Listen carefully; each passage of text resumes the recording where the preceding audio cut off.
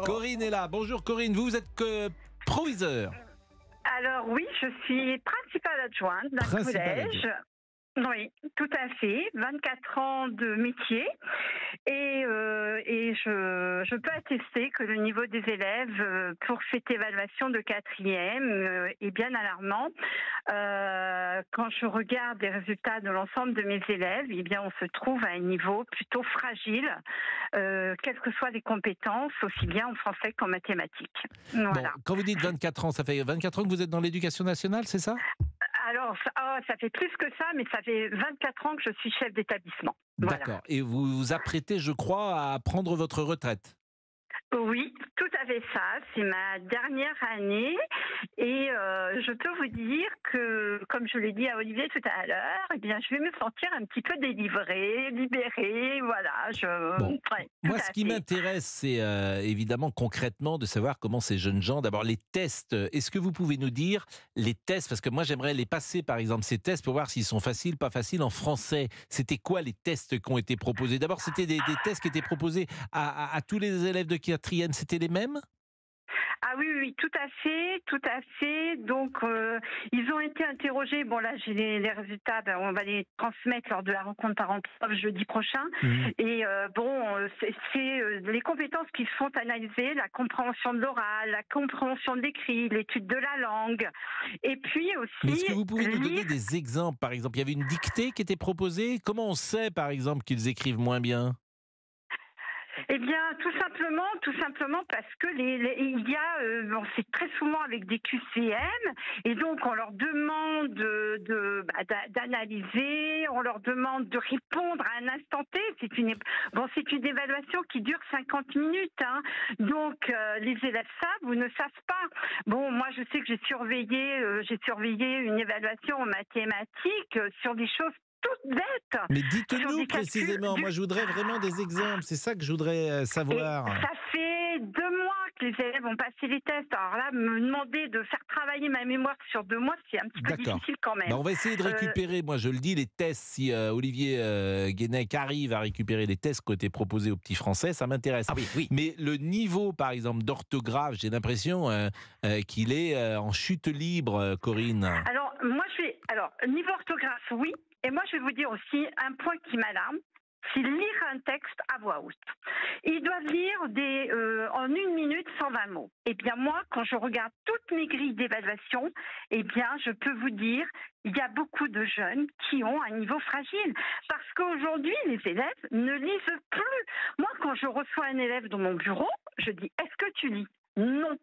Et vous savez comment je vérifie s'ils savent lire ou pas? Parce que j'ai dit, tiens, tu vas prendre un livre dans mon bureau, tu vas en choisir un, tu vas le lire à voix basse et je vais te demander de le lire à voix haute. Eh bien, je peux vous dire, c'est laborieux. Aujourd'hui, les jeunes ne lisent plus. Et ils le disent ouvertement. On ne lit plus, on n'a plus de livres, on ne lit plus. Ils n'en ont pas envie. Le téléphone portable a du bon, mais il y a beaucoup de mauvais. Moi, je peux vous le dire. Voilà. Ça, Oui, c'est mais il n'y a, y a pas indéniable. que, y a pas que le téléphone portable, mais là vous avez raison, bien sûr, les écrans, c'est un drame. En fait, on est Oui, en train on est en train de fabriquer des générations entières d'incultes. Donc ça va être compliqué. Alors moi je le dis oui. d'autant plus, Corinne, que j'étais un élève lambda. C'est-à-dire Mhm. que quand je dis lambda, je n'ai pas fait Normal Sup, j'ai pas fait Polytechnique, je n'ai pas fait une grande école de la République. J'ai dû avoir, quand je passais le bac, euh, 11 ou 12. Vous voyez, Oh.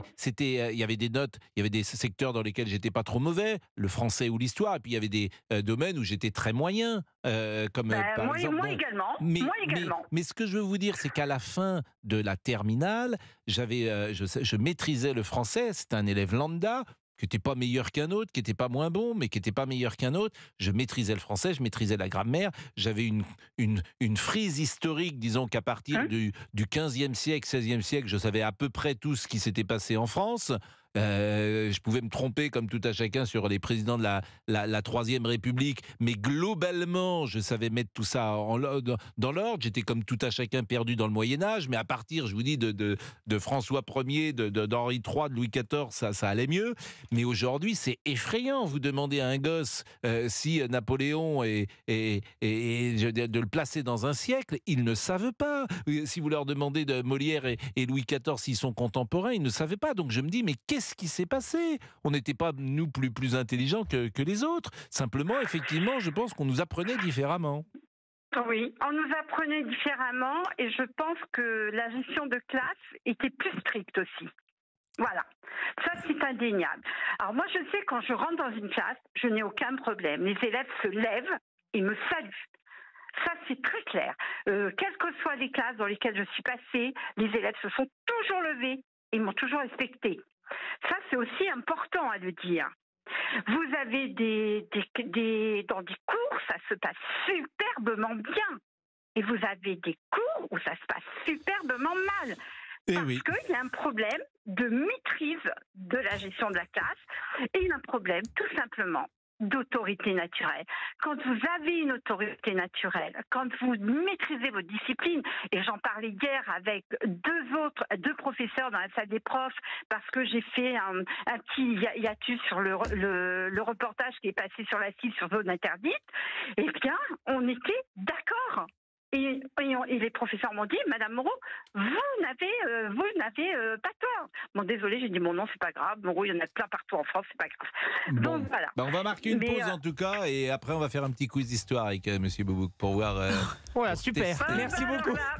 Exactement. C'est plus inquiétant d'ailleurs, Corinne, qui est proviseur d'un principal collège de Mimizan, exactement. Voilà. Heureusement que vous finissez les. Professeur d'un principal. Proviseur d'un principal. Mais c'est vous qui m'avez. D'un collège. Oui, d'un collège, voilà. D'un collège à Mimizan.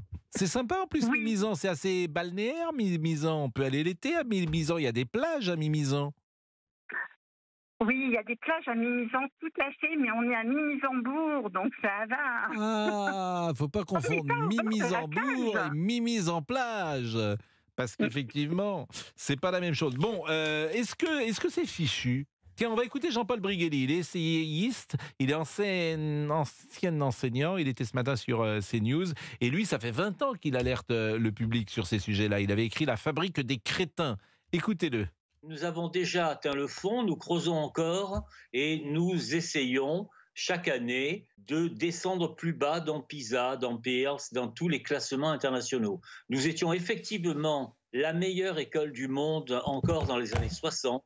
Nous sommes actuellement entre la 25e et la 30e place. Bravo à Gabriel Attal qui s'est aperçu que le collège unique était une horreur, qui s'est aperçu que les enfants qui, il y a un mois, il a dit 45% des élèves de 6e ne savent pratiquement ni lire ni écrire. Eh bien, 45% des élèves de 4e ne savent ni lire ni écrire parce que j'ai dans l'idée qu'un certain nombre de profs au collège suivent malheureusement les programmes du collège qui ont été formés par Najat Vallaud-Belkacem et ne se soucient guère finalement de la réussite effective de leurs élèves plus tard. Moi, ce qui m'ennuie, Corinne, c'est que j'ai l'impression que c'est de pire en pire et qu'on fait rien. Alors, au moins, on a un ministre qui n'est plus dans le déni, qui dit les choses, parce qu'il fait de la politique. Gabriel Attal, il dit les choses. Généralement, on mettait la poussière sous le tapis, et non pas le tapis sous la poussière. Mais que faut-il faire? Est-ce que vous pensez que c'est fichu ou est-ce qu'il faut tout changer, Corinne? Alors, moi, je vais vous donner un exemple qui va très bien m'illustrer. J'ai une élève que j'ai reçue dans mon bureau, une élève qui est pas forcément scolaire et qui est très très bien en discutant avec elle.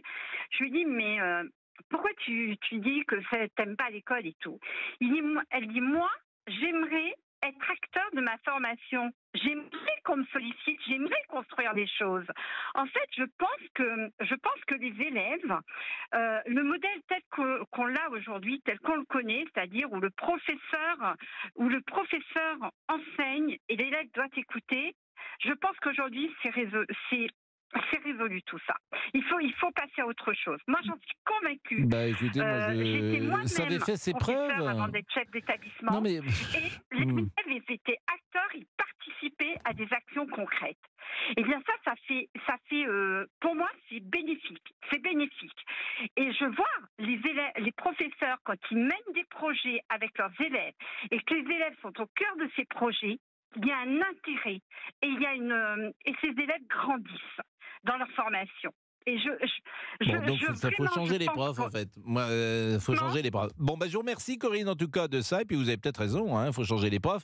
Moi, il y avait une méthode effectivement qui avait fait ses preuves, c'est que vous écoutez et moi je vous apprends. Ça s'appelle le rapport prof-élève. Peut-être faut-il changer effectivement les choses et que les élèves deviennent au cœur des apprentissages et faut savoir les mettre en activité aussi, les élèves. Oui, mais il faut peut-être un peu de Faut leur discipline. apprendre. Mais moi je veux bien qu'on démissionne comme ça, mais bon, après chacun choisit son camp. Je pense que quand tu es dans une classe, tu es là pour apprendre. Bien sûr, il faut revenir aux fondamentaux, aux choses qu'on a perdues. Tu te disciplines, c'est pas ça. D'abord, c'est dur d'apprendre. Moi, j'en ai assez qu'on dise en permanence, oui, il faut rendre l'école jouer ou trouver des solutions pour que les enfants ne soient pas distraits. C'est dur d'apprendre. C'est ça la réalité. C'est dur d'enseigner aussi. Oui, mais c'est leur métier. Il est 13h23, tout de suite, la pause. Vous écoutez